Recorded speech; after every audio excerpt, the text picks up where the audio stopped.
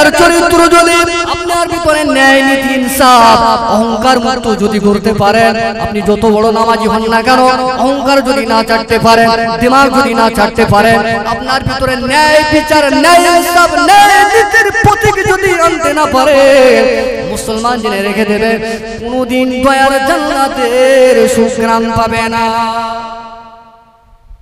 আল্লাহ নবী 1 তারিখে মদিনার মসজিদে নববী শরীফে নবী আমার বক্তব্য করতে গেলেন, ওয়াজ করতে গেলেন, নসিহত করতে গেলেন, যেমন তেমন মানুষ গেলেন না। আমার মতন হুজুর নয়, আমাদের মতন পীর সাহেব, আমাদের সমাজের পীর সাহেবরা বক্তব্য করবে না। স্বয়ং পীর সাহেব যিনি আম্বিয়া কিরামদের নেতা, নবীদের শাহেনশাহ, রাসূলদের ইমাম, আল্লাহর পরে যার স্থান প্রিয় নবীর জবান দিয়ে বক্তব্য হবে, আল্লাহ নবীর সাহাবায়ে কেরামেরা শুনবে। মদিনার মসজিদে নববী শরীফে সাহাবায়ে কেরামেরা কাতারে কাতারে বসে রয়েছে। এমন সময় মদিনার মসজিদে নববী শরীফে একটা কোণাতে একটা গরীব মানুষ চুপ মেরে বসে রয়েছে। সমাজে দেখবেন যারা গরীব হয় ওরা বেশি সোসাইটি যেতে চায়, আমি গরীব ফরিব মানুষ, বড় লোকের ধারে বারে যেতে চায় না। বাজারে যেখানে বড় বড় মাছ বিক্রি হয় সে ধারে বারেও যায় না। কেন? আমার নিট আমি করে যাব, সবসময়ের জন্য নিজেকে কন্ট্রোলে রাখে। ওই গরীব সাহাবী, অন্যান্য ধনী সাহাবীরা, রাষ্ট্রপতি সাহাবীরা সবাই বসে রাসূলের বক্তব্য শুনছে। আর এই গরীব সাহাবীরা মদিনার মসজিদে নববী শরীফের শেষ প্রান্তে এক কোণায় চুপ মেরে রাসূলের নূরের মুখের দিকে তাকিয়ে বক্তব্য শুনছে। আল্লাহ নবী আমার ওই সময়ে সাহাবায়ে কেরামদের বলতে লাগলেন, এ সাহাবায়ে কেরামরা, ওই যে মদিনার মসজিদে নববী শরীফের শেষ প্রান্তে একটা ব্যক্তি বসে রয়েছে, ওই ব্যক্তিটা কি তোমরা কি কেউ চেনো?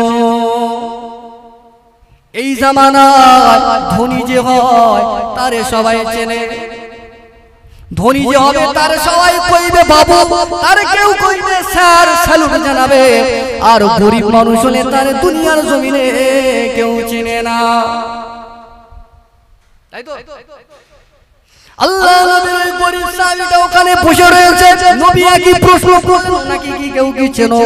ওই সময়ে ওই সমস্ত সাহাবায়ে কেরামেরা দাঁড়িয়ে বললেন, ইয়া রাসূলুল্লাহ, ইয়া হাবিবাল্লাহ, ওই সাহাবীকে আমরা তো চিনি না, তার নাম জানি না। আল্লাহ নবী আমার ওই সময় ওই সাহাবীটাকে ডাক দিলেন, এবার শেষ প্রান্তে বসে থাকো সাহাবী রে, আমি রাসূলুল্লাহ, আমার সামনে তুমি চলে আসো।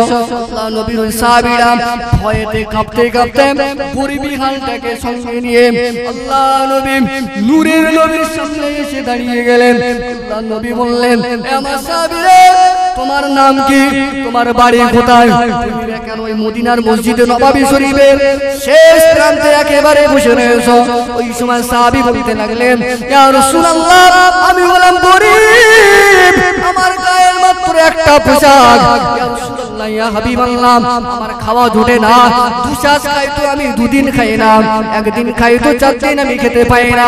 আর এই সমস্ত আপনার সামনে যারা বসে রয়েছে এরা বড় বড় সাহাবে, হাই সোসাইটি সাহাবে, টাকাওয়ালা সাহাবে, আমার সামনে যেতে বড় ভয় ভয় লজ্জা করে। আল্লাহ নবী আমার ওই সময় সাহাবায়ে কেরামদের বলতে লাগলেন, সাহাবায়ে কেরামেরা, ইসলাম এমনই ইসলাম, ইসলামের ভিতরে কোনো পার্থক্য থাকবে না, ইসলামের ভিতরে ডিভাইডেড থাকবে না, কে আমির কে নেতা, কে ফকির কে মহাজন, কে ধনী কে গরিব, কে কালো কে ফর্সা, কে বংশনা কে বংশ পরিচয়।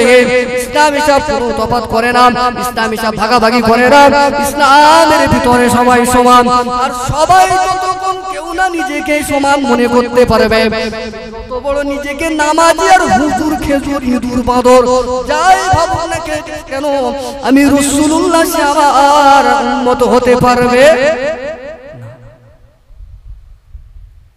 এখন এইটা আমি বলবো না যে আপনার মধ্যে আছে, আমি বলবো না যে আপনার মধ্যে আছে, আমাদের যার মধ্যে এই রোগটা ঢুকে রয়েছে একেবারে মুতের গেড়ের মতো শেকড় একেবারে তুলে ডিলিট না, ভালো রকম কোম্পানির মানে সফটওয়্যার মেরে ফরম্যাট করতে। আল্লাহ নবী ওই সময় বলতে লাগলেন, সাহাবীরা, আমি রাসূলুল্লাহ, এই যে আমার জুরাইব, বলুন সুবহানাল্লাহ। ওই মসজিদে নববী শরীফে বড় বড় রাষ্ট্রপতি সাহাবায়ে কেরামেরা ছিলেন। নবী কাউকে জুরাইব বললেন না, একটা গরীব একটা অসহায় মানুষকে নবী বুকে টেনে নিয়ে বললেন আমার জুরাইব। আমরা শুধু ধনী একে চন্দ্র দুয়ে পক্ষ, টাকা দ্বারা সব তিনে নেত্র চারিবে, তার নেই কোনো ভেদাভেদ। পাঁচে পঞ্চমান ছয় ঋতু টাকা দ্বারা যে চোর হলেও সাত। এই জামানায় নয় নবগ্রহ 10 দিন কোর্টের উকিল, থানার পুলিশ আর সুপ্রিম কোর্টের ম্যাজিস্ট্রেট সব ভুল হলেও ঠিক। আখলাকে নবাবী ভুলে যাও, অসুবিধা হচ্ছে।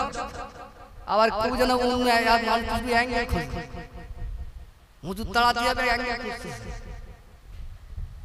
আর রাজনীতির অ্যাঙ্গেল ধরবেন না জানেন। আমি রাজনীতি আমার লাইফ জীবনে কোন স্টেজে আমি আলোচনা করিনি। আল্লাহ নবী আমার নূরের নবী দয়া নবী ওই সময়ে কি করতে লাগলেন? ওই যুবকটাকে আমার চলে গেলেন, নবী আমার দ্বিতীয় দিনে আবার বক্তব্য করতে লাগলেন। ওই সাহাবী আবার প্রথম দিনে নয় দ্বিতীয় জায়গায় বসে রয়েছে। নবী সাহাবায়ে কেরামের নবী আমার আবার একই প্রশ্ন করলেন। ও আমার সাহাবায়ে কেরামেরা, মদিনার মসজিদে নববী শরীফের শেষ প্রান্তে যে যুবক বসে রয়েছে, ওই যুবক কি তোমরা কেউ চেনো? ওই সময় সবাই বললেন ইয়া রাসূলুল্লাহ, এই প্রশ্ন তো আগামী গতকাল করেছিলেন, আজকে করলেন কেন? নবী আবার তাকে কাছে ডেকে নিয়ে সিনা সিনা বুকে বুকে মিলিয়ে নিয়ে নবী আমার আবার বলতে লাগলেন, এটা আমার আশিক, এটা আমার মাহবুব, এটা আমি রাসূলুল্লাহ, আমাকে প্রেম করেন, আমার ভালোবাসার কলিজার ভিতরে রয়েছে। সুতরাং আমি নবী বলে দিলাম এই যে আমার জুরাইব। জোরে বলবেন না সুবহানাল্লাহ। ছেড়ে দিলেন। তৃতীয় দিন একই ব্যাপার। তৃতীয় দিন নবী আবার বক্তব্য করছে। ওই সাহাবীকে আবার বলছে তোমরা কি দেখছেন? ও সাহাবীরা ভাবতে লাগলো নবী আমার প্রতিদিন ওয়াজ করে, আর ওয়াজ করার আগে একবার করে বলে একই ব্যক্তির ব্যাপারে ওই ব্যক্তি দিচ্ছেন, ওই ব্যক্তি দিচ্ছেন, শেষে বুকে টেনে নিয়ে বলে এই যে আমার জুরাইব। সাহাবীদের ভিতরে একটা চিন্তা ঢুকলো যে এর ভিতরে কোনো ব্যাপার আছে, এর ভিতরে কোনো ব্যাপার আছে। আল্লাহ নবী ওই সাহাবীকে বলতে লাগলেন, সাহাবী তুমি বিয়ে করবে না? এখন যার চাল নেই, চুলো নেই, চুল ধরতে মুড়ো নেই, তার কাছে যদি উকিল যায়, উকিল মানে যারা ঘটক, এরা যদি যায়, যার কাছে ওকালতি করতে গিয়ে সে অবাক হবে। আরে আমার চাল চুলো কিছু নেই, আমি গরিব কাঙাল, আমার আবার কে মেয়ে দেবে? আল্লাহ নবী বললেন, এই বাবা যুবক, আমি রাসূলুল্লাহ বলছি তুমি কি বিয়ে করবে? একই কথা বললেন, ইয়া রাসূলুল্লাহ আমার সামর্থ্য নেই, আমার টাকা নেই, পয়সা নেই, চাল নেই, চুলো নেই, কেউ দিলে খাই, কারো ঘরে আশ্রয় থাকতে দিলে আমি থাকি, আমি বিয়ে করব হুজুর, আপনি আমাকে নিয়ে যেন রসিকতা করেন।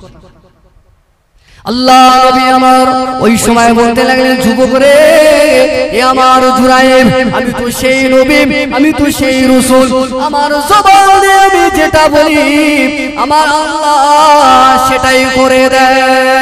সুবহানাল্লাহ। এ যুবক রে, তুমি যদি বলো বিয়ে করব, আমি রাসূলুল্লাহ নিজেই তোমার বিবাহের জন্য উকিল হয়ে যাব। সাহাবাদের কপাল ছুঁয়ে রাখে। আর আমরা উকিল ধরতে চোর চারটা চিটিংবাজ, হয় কথা নয়, একবারে দাগি, কবার বিয়ে হয়েছে তার ঠিক নেই, সেই সব টাকা খেয়ে তার কাছে যাচ্ছে, সে বাপের কাছে, ছেলের বাপের কাছে কি এক কথা, মেয়ের বাপের কাছে এক কথা, ওর কাছে 5000, ওর কাছে 5000, উপর শাল উপর ঘাড়ে যা আলোচনা। আল্লাহ নবী স্বয়ং কি কপাল বলে, আর সেই সাহাবীদের শানে বেয়াদবি করলে কত কষ্ট।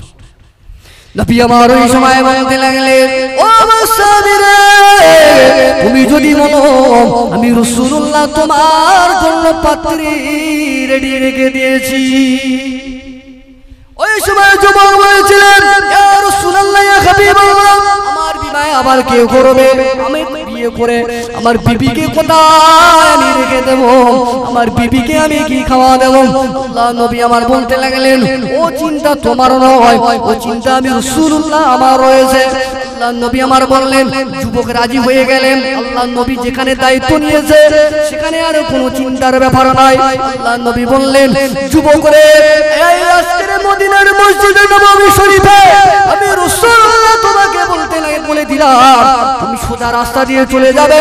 মদিনা শরীফে সব থেকে যে ধনী ব্যক্তি রয়েছে, ওই ধনী ব্যক্তির বাড়িতে একটা সুন্দরী নারী রয়েছে, সুন্দরী রমণী রয়েছে।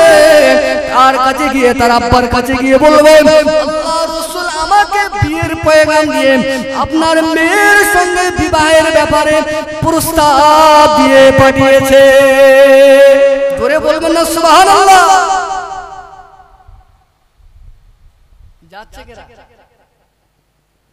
কাঙাল, ফকির, মিসকিন বিয়ে করতে যাচ্ছে। কার বাড়ি?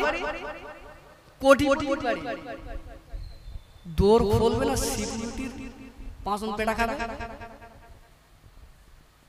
এখনকার গ্রামে যাদের 10 লাখ 20 লাখ 50 লাখ 1 কোটি টাকার মালিক যারা হয়েছে, তার বাড়ি যদি ভ্যান আয়লার প্রস্তাব আসে, ওর বাপের মুখে একরকম ভাষা হবে, ওর বোর মুখে একরকম হবে, তার মুখের ভাষা আরো 4 গুণ বেশি আছে। ভ্যান আয়লা হবে না, হবে না, এত ছেলে থেকে ভ্যান আয়লা। মদিনার ধনী সাহাবীর বাড়ি চলে গেলেন। হাজী সালাম দিয়ে দিলেন। সালাম দেওয়ার পরে ধনী সাহাবী বলতে লাগলেন, ও বাবা জুনাইদ, কি দরকার, কি কারণে এসেছো? তোমার কি কোনো সাহায্য লাগবে? তোমার কি কোনো অর্থ লাগবে? তুমি কি কিছু খেতে চাও? তুমি কি কোনো বস্ত্র পেতে চাও, না কোনো টাকা নিতে চাও? ওর ধনীর বাড়িতে যদি গরিব যায়, গরিব তো এটাই আগে মনে করে, এটা আগে মনে করে। ও ধনীর বাড়ি যদি গরিব গেছে, ও আগে টাকা চিন্তা করবে। গরিব ঢুকেছে বেটা মানে টাকা, এই চিন্তাটা ওর আগে মাথায় আসে। ওই সময় একই সিস্টেম অনুযায়ী ওই সাহাবী বলতে লাগলেন, খেতে যাও, পয়সা যাও, টাকা যাও, ঘর যাও, আশ্রয় যাও, বলো। ওই সময় জুরাইদ বলতে লাগলেন, ও মদিনার ধনী সাহাবী রে, তোমার দরবারে আগে আমি কখনো আসি না, আজ এসেছি মানে কারণ রয়েছে। কি কারণ শুনতে চাই? এ মদিনার ধনী সাহাবী রে, তোমার দরবারে আজ একজন ব্যক্তি আমাকে পাঠিয়েছে, যাকে সৃষ্টি না করলে আমার আল্লাহ 7 তবক জমিন আসমান কুল মাখলুকাত বানাতেন না। সেই নবী, দয়ার নবী, মায়ার নবী তোমার বাড়িতে পাঠিয়েছে। কি জন্য পাঠিয়েছে? আল্লাহর নবী, আল্লাহর নবী, আল্লাহর নবী। এখন টাকাওয়ালা লোকের কাছে গরিব গেলে তো মুখের শক্তি থাকলে তো বেঁধে যাবে। বলি কি করে, আমার স্থান কোথায়, ওদের স্থান কোথায়? নবী যদিও বলতে বলে, বলবোটা কি করে যে নবী পাঠিয়েছে তোমার মেয়ের সাথে আর বিয়ে দেওয়ার জন্য? শুধু আল্লাহর নাম, আল্লাহর নাম। আরে আল্লাহর নবী কি আছে বলো? এমন সময় ওই সাহাবী জুরাইদ বলতে লাগলেন, ও মদিনার ধনী সাহাবী রে, আল্লাহর নবী আপনার কাছে, আপনার বাড়িতে যে আপনার সুন্দরী রমণী নারী রয়েছে, ওই নারীর সঙ্গে আমাকে বিবাহে দেওয়ার প্রস্তাব দিয়ে পাঠিয়েছেন। বলুন সুবহানাল্লাহ। সাহাবী অবাক হয়ে গেছে, নবী এরকম একটা কাজ করতে পারলো? মনে মনে প্রকাশ করছে না। নবী জেনে বুঝে এরকম একটা ছেলে, নবীর কাছে কি অভিযোগ দেবে এই ক্ষমতা সাহাবীদের নেই। এমন সময় ভাই কথাবার্তা হতে হতে ওই ধনী সাহাবী বলে, কি হচ্ছে? নবী পাঠিয়েছে নাকি এর সঙ্গে আমাদের বাড়ির মেয়েটাকে বিয়ে দেওয়ার জন্য। স্ত্রীও একই চিন্তা, ভাই আমাদের মেয়ে নিয়ে স্বপ্ন রয়েছে আলাদা, দামি ঘরে দেবো, থাকবে তার এয়ার কন্ডিশন বাড়ি, 4 চাকা গাড়ি থাকবে, রিমোটে সুইচ মারবে, দরজা খুলবে, সেই বাড়ি দেবো। আর কোথায় গেল ফকির? এক পর্যায়ে ওই সময় সাহাবী বলতে লাগলেন, ও ও বাবা যুবক, আল্লাহ নবী সাহেবের ঠিক আছে, আপনার কথাটা আমি মাথায় রাখলাম, আপনি ফিরে চলে যান, আমি ধনী সাহেব আল্লাহ নবীর সঙ্গে সাক্ষাতে কথা বলে নেব। সাহাবী ঘরের দরজা থেকে বেরিয়ে গেলেন। এমন সময়ে ওই বাড়ির মেয়ে যেটা, ওই মেয়েটা পর্দার আড়াল থেকে এই যুবকের মা বাপের টোটাল কথাবার্তা দাঁড়িয়ে দাঁড়িয়ে শুনেছে। যুবক ছেলে যে বেরিয়ে গেলেন, তাদের বাড়ির মেয়েটার সঙ্গে সঙ্গে আব্বার কাছে বললেন, আমার আব্বারে, নবীর মুসলমানেরা, নবী পাকের উম্মতেরা, বিশেষ করে পর্দানশীনা মা ও বোনেরা, বেটিরা শুনে না, আমরা নবীকে ভালোবাসি, আমরা নবীর মহব্বত করে, আমাদের কলিজায় নবীর প্রেম রয়েছে। সাহাবায়ে কেরামদের ভিতরে নবীর প্রেম মহব্বত ছিল। ওই সময়ে ওই মহিলা যুবতীটা তার মায়ের কাছে এসে বলতে লাগলেন, আমার আম্মা জানে রে, আমার আব্বা জান, আপনি এত বড় ক্ষতি কেন করলেন?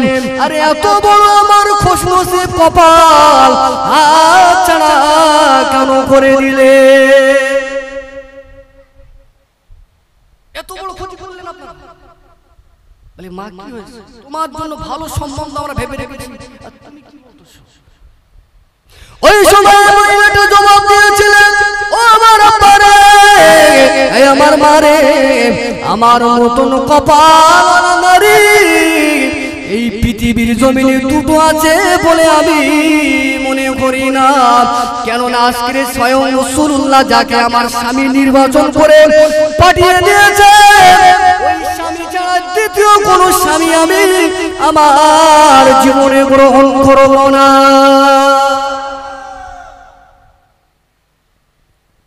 ওই স্বামী আমার চাই।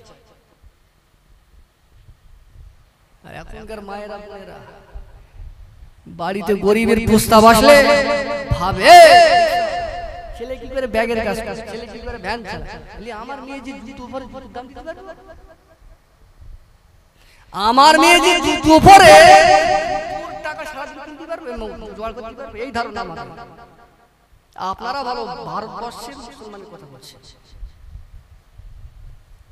আমার মেয়ে যে ল্যাকমির ফাউন্ডেশন পরে, আপনার আমার মেয়ে যে আইলাইনার, জেপির যে ক্লিপগুলো ব্যবহার করে, ওর ওইগুলো কিনতে 1 মাস লাগবে। আর ওই ছেলে কোথা থেকে ফকির ধরে এনেছিস? এটা আমাদের বাড়ির মেয়েদের মায়েদের জবাব হবে এটা। আর ওই ধনী সাহেবের বাড়ির মেয়ের জবাব হচ্ছে, আব্বা মা তাড়ালি কেন? আমার যে বড় খুশখুশ, ওই মেয়েটাকে আমি বিয়ে করতে চাই। বলুন সুবহানাল্লাহ, ওই ছেলেটাকে আমি বিয়ে করতে চাই। এক পর্যায়ে ওই সাহাবীটা এমন সময় ধনী সাহাবী আল্লাহ নবীর দরবারে গুটি গুটি পায়ে চলে আসলেন। আল্লাহ নবীকে নবী পাকের কাছে এসে সমস্ত কথাটা খুলে বললেন। আল্লাহ নবী বিবাহের দিন তারিখ ঠিক করে নিলেন। বিবাহের দিন তারিখ ঠিক করে দেওয়ার পরে ওই সময় ওই কালো সাহাবী, ওই জুরাব সাহাবী, গরিব সাহাবী পাঞ্জাবি পরে শেরওয়ানি পরে মাথায় পাগড়ি দিয়ে বিয়ে করতে গেলেন। আল্লাহ নবী বিবাহ পড়িয়ে দিলেন, বিয়ে হয়ে গেল, উভয়ের গলাতে মালা দিয়ে দিলেন। এমন সময় সুন্দর পালঙ্ক শ্বশুর বাড়ি চলে গেলেন। বড় ঘটনা সংক্ষেপে বলে শ্বশুর বাড়িতে চলে গেলেন। যখন তাদের স্বামী স্ত্রী মোলাকাতের জায়গা বাসরের ঘর যখন এসে গেল, রাতের বেলাতে ঘরের ভিতরে যখন প্রবেশ করলো, স্ত্রী কিনা বিভিন্ন রকমের খাদ্য নিয়ে ইন্তজারে বসে রয়েছে। এমন সময় জুরাইব ঘরের ভিতরে প্রবেশ করলেন। ঘরের ভিতরে প্রবেশ করে জুরাইবের চোখের কোণায় পানি চলে আসে। এরকম একটা জায়গায় কাঁদে না, হাসে, এই সে মাথা খারাপ খারাপ। আর জুরাইব কাঁদছে, বাসর ঘরে গিয়ে কাঁদছে, স্ত্রী দাঁড়িয়ে কাঁদে। হ্যাঁ, আজকে আমাদের কত সুন্দর একটা সুখ আনন্দ সময়, কাঁদলি হয়। তুমি আমি কাঁদি কেন, তার কারণ আছে। আমার এক কান্নার চোখের পানির বুঝবে না, কি জানতে চাই? বললেন এর আগে পর্যন্ত আমি শিয়ালের গর্তে পাহাড়ের গোয়াতে গাছের ছায়াতে আমার দিন কাটতো। আমার নবীকে কলিজার ভিতরে স্থান দিয়েছি বলে, নবীকে মহব্বত করেছি বলে, নবীর ভালোবাসা ভালোবেসেছি বলে, এই ভালোবাসার দাবিতে আল্লাহ পাক আমার শিয়ালের গর্ত থেকে, পাহাড়ের ছায়া থেকে, কুয়ার ভিতর থেকে, গাছের ছায়া থেকে আল্লাহ পাক আজ আমার কোটিপতি লোকের বাড়ির জামাই বানিয়ে দিলে। এই কারণে আমি কাঁদি। স্ত্রীর কাছে যাবে টাস, কাছাকাছি চলে গেল টাস করবে, এমন সময় জুরাইরের কানেতে মদিনার মসজিদ নবাবী শরীফ থেকে আল্লাহ নবীর কণ্ঠের আওয়াজ ভেসে আসে। আল্লাহ নবী হাঁক দিতে লাগলেন, এ আমার সাহাবায়ে কেরামেরা, কে কোথায় আছো, যে অবস্থায় আছো এই অবস্থায় ফিরে এসো, ঢাল তলোয়ার নিয়ে তৈরি হয়ে যাও। মদিনা আক্রমণ করে দিয়েছে, বেঈমান বেদিনেরা মদিনাটাকে অ্যাটাক করে দিয়েছে। ইসলামটাকে বাঁচানোর জন্য, দ্বীন বাঁচানোর জন্য, কোরআনটাকে বাঁচানোর জন্য, ইসলাম বাঁচানোর জন্য, আমি রাসূলুল্লাহ আমার সিরাত দুনিয়ায় টিকে থাকিয়ে দেওয়ার জন্য যে যেখানে যে অবস্থায় রয়েছে এই মুহূর্তে আমি রাসূল আমার কাছে চলে এসো, যুদ্ধের ময়দানে যেতে হবে। এই আওয়াজটা ওই জুরাইদের কানে চলে যায়। কেমন একটা টাইমে আওয়াজটা কানে যাচ্ছে বুঝতে পারছেন? এই গোপাল ভাঁড়, টেনিদার, ঠাকুমার, মন্টে পন্টে, সানডে বাটি কিতাবে বলছে বাসর স্বামী স্ত্রী এক জায়গায় হবে না, এইরকম একটা পরিস্থিতি আওয়াজ কানে গেছে। মদিনাকে বাঁচানোর জন্য, দ্বীনকে বাঁচানোর জন্য, কোরআনকে জিন্দা করার যেখানে আছো চলে এসো সাহাবা। আমরা হলে কি করতাম আর বলছি না, ভাবে নবীর খেয়ে কাজ যখন তখন ডাকলে, আরে মুদিরাটা দরকার, এমার্জেন্সি মানুষের ফোন করেছে, ফোনই ধরে না, তোর মুদিরা মুনি সাহেব ফোন করেছে, তুই ইমাম সাহেব মুদি ডাকি ফোনে মায়ের সাথে বেলা একটু করে দিচ্ছে। এমন সময় জুরাইর ওই সময়তে সঙ্গে সঙ্গে স্ত্রীর সান্নিধ্য ছেড়ে দিলেন। সুবহানাল্লাহ। স্ত্রীর সঙ্গে সোবতে যাওয়া থেকে পিতা হয়ে গেলেন। যেই পিতা হয়ে গেলেন, স্ত্রী বলতে লাগলেন, ওগো প্রাণের স্বামী রে, এত সুন্দর একটা মূর্তি কি কারণে আমার থেকে সরে যাও? ওই সময় জুরাই বলতে লাগলেন, এ আমার বিবি রে, যে নবীর সামনে আমি জুরাই পাহাড় পর্বতের গুহা থেকে তোমাকে বিবি হিসাবে এই দুনিয়ার জমিনে সব থেকে টাকাওয়ালা এবং সব থেকে সুন্দরী রমণী হিসাবে তোমাকে পেয়েছি, যে নবীর কদমের বারাকাতে সেই নবীর পক্ষ থেকে যুদ্ধের পয়গাম এসেছে। বিবি রে, তোমার কাছে সময় দেওয়ার থেকে আমার নবীর ডাকের হুকুম আমার কাছে আগে। আমার বাপ বউ ছাড়তে বলবো না, কারো বউ ছাড়তে বলবো না, শুধু নামাজটা পড়বা হবে, নবীর মহব্বতে নামাজটা হবে। বলে এখন ভেবে দেখি। আল্লাহ নবী আমার যখন এই ডাক দিলেন, স্বামী স্ত্রী কথা হচ্ছে, ওই সময় জুরাই বলতে লাগলেন, বিবি রে, আল্লাহ যদি আমাকে বাঁচিয়ে রাখে, যুদ্ধের ময়দান থেকে ফিরে এসে তোমার সঙ্গে আবার দেখা হবে, মিলিত হব, আর যদি আল্লাহ আমাকে তুলে নেন, শহীদ হয়ে যায়, হাসরের ময়দানে নবীর দামান ধরে দয়ার জান্নাতে গিয়ে আমাদের দুজনার বাসর হবে। এমন সময় বিবি বলতে লাগলেন, প্রাণের স্বামী রে, আপনি তো নবীর আশিক, নবীর পাগল, নবী ছাড়া কিছু বুঝে না, এজন্য মসজিদে আজান হলে নবীর আশিকেরা কোনোদিন ঘরে ঠ্যাঙের উপরে ঠ্যাং দিয়ে মোবাইল ঘেঁটতে পারে কি? সব তো ঠিক মতো কই খুঁজে পাওয়া যায় না। হাইয়া আলাস সালাত, আরে তাড়াতাড়ি মুয়াজ্জিন বেটা লেগেছে পালা, এই যে হচ্ছে এখন জামাতের টাইমে মসজিদে ঢালতে যায় না, রাস্তা ঘুরে যায়, বুঝা যায়, জানে এই টাইমে নামাজ হচ্ছে। তাহলে তুমি কাকে লুকিয়ে জামাতের ভয়েতে মসজিদে পাই দিয়ে অন্য রাস্তা দিয়ে পালাচ্ছ? ইমাম সাহেবেরও ক্ষতি হয়, মুয়াজ্জিনেরও নয়, তারা হাজিয়া গ্রামের কারণে তোমার নিজের ক্ষতি, তোমার নিজের হচ্ছে। ওই সময় বিবি বলতে লাগলেন, স্বামী রে, জীবনে কি একবার শেষ দেখা আপনার মুখ আমি দেখতে পারবো? ওই সময় স্বামী বলতে লাগলেন, কি নবীর প্রেম ছিল, কি ভালোবাসা ছিল। ওই সময় জুরাই বলতে লাগলেন, এ আমার প্রাণের বিবি রে, তুমি যদি আমাকে এই মুহূর্তে আমি তোমাকে দেখি আর তুমি যদি আমাকে দেখো, আমরা দুজনার প্রেমে পড়ে যাব। দুজনার প্রেমে পড়ে গেলে যেটা ঘটে সেটা ঘটে যাবে। আমার নবীর ডাকে আমি যেতে পারবো না, সুতরাং আমার মুখ তোমাকে আর দেখাবো না। কেননা তোমার ডাকে আমি সাড়া দিয়ে দেখে ফেললে প্রেমে পড়ে গেলে নবীর ডাকে সাড়া দিয়ে যুদ্ধের ময়দানে যেতে পারবো না। এমন সময় স্ত্রীকে বিদায় জানিয়ে ওই সাহাবী চলে গেলেন। আল্লাহ নবীর পক্ষ নিয়ে কাফিরদের সঙ্গে যুদ্ধ করতে লাগলেন। ওই যুদ্ধে আমার আল্লাহ মুসলমানদের জয় দিয়েছিল। যুদ্ধের শেষে আল্লাহ নবী সাহাবায়ে কেরামদের লাশ মোবারকটা এক একটা করে আলাদা করতে লাগলেন। সমস্ত সাহাবায়ে কেরামেরা যারা শহীদ হয়েছে সবার লাশ মোবারকগুলো পেয়ে গেলেন। আল্লাহ নবী ঝরঝর করে কাঁদতে লাগলেন। সাহাবায়ে কেরামেরা বলতে লাগলেন, ইয়া রাসূলুল্লাহ, ইয়া হাবিবাল্লাহ, নবী গো, আপনি কেন কাঁদেন? কি হয়েছে আপনার? ওই সময় বলতে লাগলেন, আল্লাহ নবী বললেন, সাহাবীরা, আমার জুরাইবকে তো খুঁজে পাওয়া যায় না, জুরাইবের লাশটা কোথায় আছে দেখো।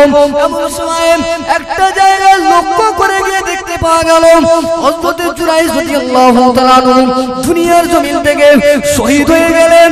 হুজুরের পিঠের উপরে 7খানা টাটকা বেঈমান কাফেরের লাশ পড়ে রয়েছে। আল্লাহ নবীর সঙ্গে সঙ্গে দেখে শুকরিয়া আদায় করে হেসে ফেললেন। সাহাবীরা বললেন, হুজুর কাঁদলেন এখন হাসলেন মানে কি? আল্লাহ নবী বললেন, এ আমার সাহাবায়ে কেরামেরা, আমার এই যে জুরাইব এই আজকে যে ঈমানের পরীক্ষা দিয়েছে, সেই ঈমানের পরীক্ষা আমার আল্লাহ আসমান থেকে জুরাইবের দিকে কুদরতি হাসা হাসছে। আর আল্লাহ যার জন্য যার উপরে রাজি হয়ে হাসে, মুস্তাফা তার জন্য হাসে। বলুন সুবহানাল্লাহ। এখানে আজকের ইসলামের সবথেকে টাটকা ইন্টারন্যাশনাল বড় বড় 7টা দুশমনকে জাহান্নামে পাঠিয়ে তারপর শহীদ হয়েছে। এই ছিল তাদের নবীর প্রতি প্রেম, এটাই ছিল তাদের কাছে বিবির থেকে নবী আগে, তাদের কাছে বাচ্চার থেকে রাসূল আগে। সাহাবায়ে কেরামেরা নবী ছাড়াই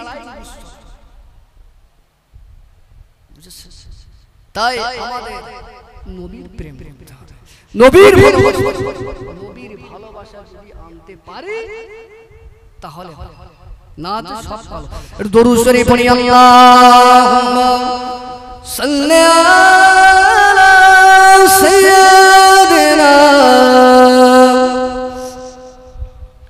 ওয়া আলা আলি সাইয়্যিদিনা। জোরে জোরে পড়েন না, দরুদ আল্লাহুম্মা সাল্লি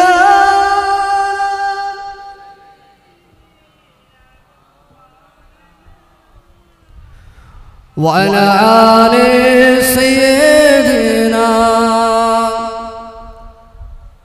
আমার বাবাজি ভাই জানেন, তাহলে আমার আলোচনায় কি আপনারা কি কষ্ট পাচ্ছেন? যদি বলেন একদম পুরো পাঁকাল মাছের মতন ওয়াজ করব, পাঁকাল মাছ কাদা থেকে বের হয়, গায়ে একটা কাদা থাকে, ওয়াজও জানি আমি। যতটুকু বলি নিজে আমল করতে হবে, সবাই আমল যাতে করতে পারি তার জন্য। পরিশেষ একটা নাম্বার পয়েন্ট, যেহেতু মা বাবার স্মরণ, আজ এই মাহফিল মায়ের স্মরণে একটা বিষয় বলে মাহফিল সমাপ্ত করবো। আপনারা রাজি আছেন? তাকবীর দান তো, নারে তাকবীর।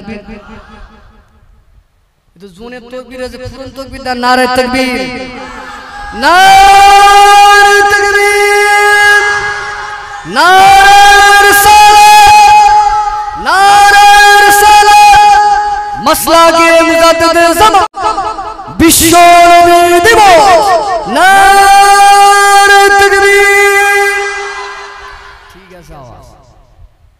এক নাম্বার পয়েন্ট শুরু করেছি, আখলাকে নববী আমাদের মধ্যে আনতে হবে, এটা নাম্বার 1 পয়েন্টের মাধ্যমে আলোচনা শুরু। 2 নাম্বার, নবীর আখলাক ছিল অন্তরে অহংকার ছিল না, দিমাগ ছিল না, ন্যায় ইনসাফ পাইয়ে দেওয়া রাসূল ছিল। 3 নাম্বার পয়েন্ট